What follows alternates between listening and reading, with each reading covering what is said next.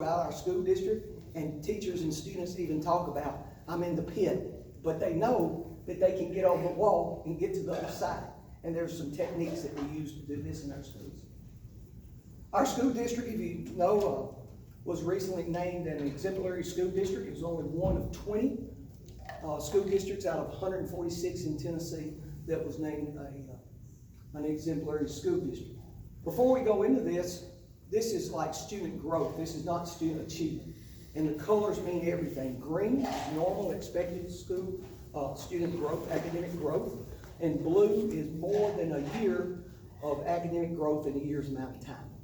So green is good, dark green is better, blue is like more than 2 years in a year's amount of time. So when you look at our district value added, and I'm not talking about proficiency, I'm talking about just student academic growth, then our school district had level 5, the highest academic growth in both numeracy and social studies this year. So we think that's excellent. And then our district achievement, we're not talking about growth, but you can see our grades 3 through 8 ELA was number 12 in the state of Tennessee out of 146 districts. Our 3 through 8 math was 13. Our English 1 was 12, and our English 2 was 12. Out of 146 districts. It's kind of like that little girl was in the spelling bee one time. She said, teacher said spell cat. And she said, C-A-T, cat. Teacher said, it's pretty good. She said, pretty good, hell, that's perfect. so sometimes we're headed toward perfection a little bit. Our high school math was number 2 in the state in integrated 1 and integrated 2 and integrated 3. Our graduation rate, Chris just recently came out. Is that right? Did you get something on graduation rate? I think you did. Our graduation rate was 98.9%. Now, there was about 4 districts in the state that had 100%, but we were number 2 at 98.9. Our ready graduate is an indicator that says that our students are college ready, whether they're going to a TCAP or whether they're going to a 4- or a 2-year institution. And 53.6% of our students last year were identified as college ready, and that ranked number 18th in the state. And we reduced our chronic absenteeism, that's students that miss more than 10% of the school year, by less than 10%. Our elementary school was a reward school this year. That's for the top schools in the state that show academic achievement and academic growth. They were a level 5 across the board in TVAS growth. And look at their reading. Their 3rd grade reading was 9th in the state. Their 4th grade reading was 15th, and their 5th grade reading was 6th. That definitely meets the high standard and expectations that we have for our students and staff. These are some goals that they made. Our board sets academic goals each and every year, and I think the school district, this school met 11 out of 14 of those goals, which is a really good year. Our middle school was also a reward school. All 3 of our schools were reward schools this year. That's never happened in the history of our school district before. Our middle school was a level 5 except for literacy, and that was a level 3. But remember, a level 3 is normal expected growth in a year's amount of time. You can see this is our ELA, but if you look at our math, our 7th grade math was 8th in the state, and our 8th grade math was number 6 in the state. This is our social studies, and then this is their goals that they met. And this is our high school. They were at a level 3, not quite as high in growth as the other schools. A lot of times they tell us that it's hard to make growth when students are coming to you 90-something% proficient or 70%. So that's a little hard, but it's still a task that we want to have. We want to be high achievement and high growth. We believe that we can have our cake and eat it too. We believe it's the right thing to do for kids. So this is good, but we'd like to improve on it. You can see our English 1 was 12 in the state. We've already talked about our math. Our graduation rate we talked about was a little bit, was number 2 in the state. Our ready graduate was number 18. And our ACT scores, Chris, just come out today. They are embargoed until the 18th of October, so help me a little bit on that one. Okay, but here's what we're proud of. A 21 on an ACT says you can get almost in any university. You can get the Hope Scholarship worth $16,000 a year. Our average ACT is every student that took the test, including special ed students. Every kid. And our average was 21. We're very proud of that. We had that happen just a couple of years ago.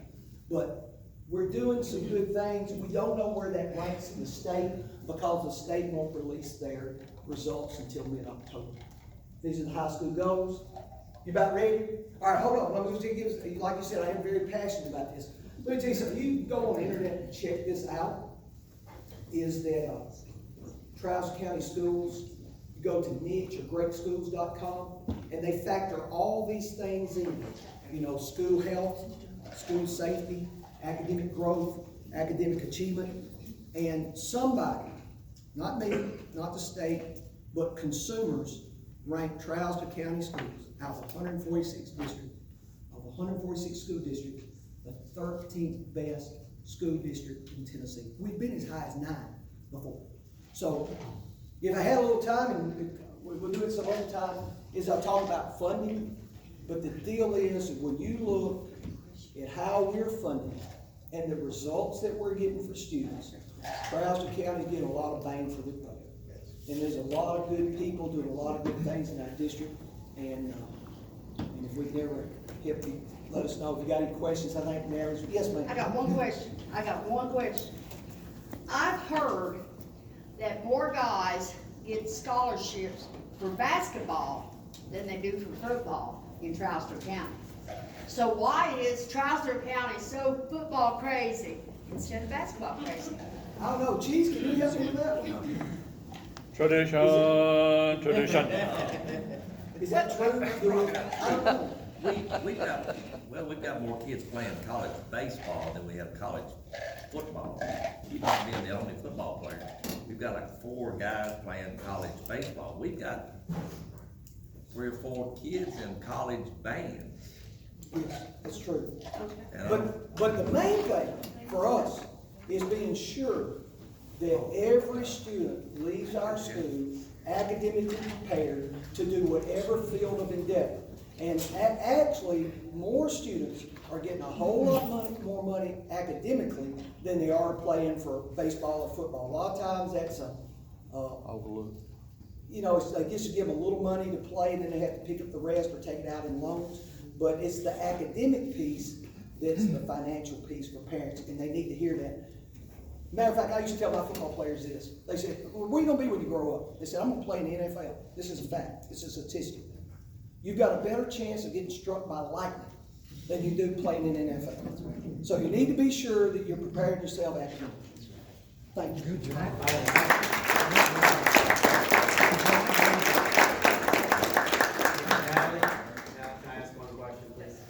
So we entertain a lot of companies that are looking to come in to maybe PowerCon, set up shop here in Trousdale County, and the most persistent question has to do with what are the kids learning in computer science K through 12? Can you help me answer that question? In computer science, Coding and stuff like that. well, one of the things that we can do, we can send them to the TCAT starting in their junior year. Now, we've got a business ed program where they're doing a lot of computer work, true? Yes. But what I would want to do is put those students and track them toward the, what do you call it, TCAT? Computer Information Technologies. CIT.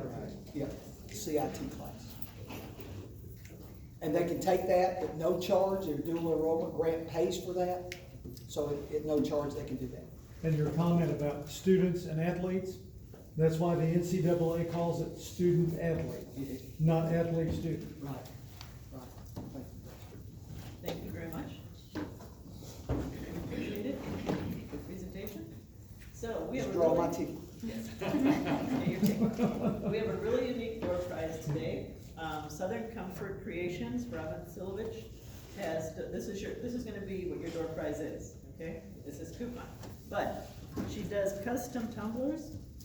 So you can choose your design, choose whatever. So she brought 3 samples for us. She has a bunch of cards up here, so if you'd like to call her and order, this is a fun one.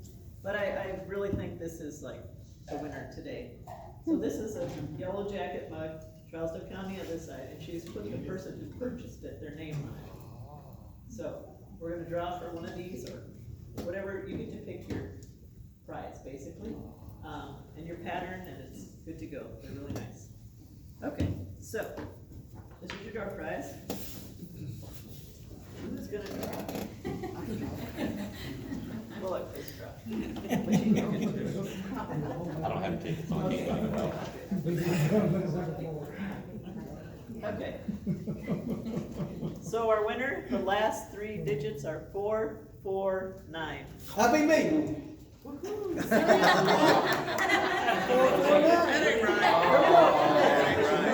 No, wait, I forgot to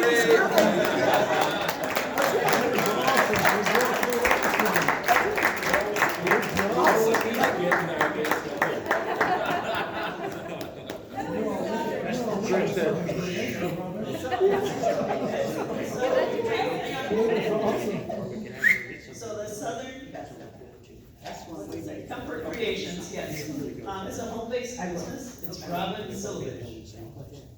She's on Facebook. She's new to the county, but she brought her business with her. She has a couple of small kids, husband, whole business. I think they actually also, sang, her husband and her sing as a duet national sometimes. But she makes the tumblers, so they're really cool. So she has a bunch of cards in here, so if you'd like to purchase one for yourself, you can go to Facebook, or you can pick up a card and have her information. Thank you all for coming. I appreciate it. Our next meeting is November 10th. Same time, same place. Our speaker will be Mr. Jack.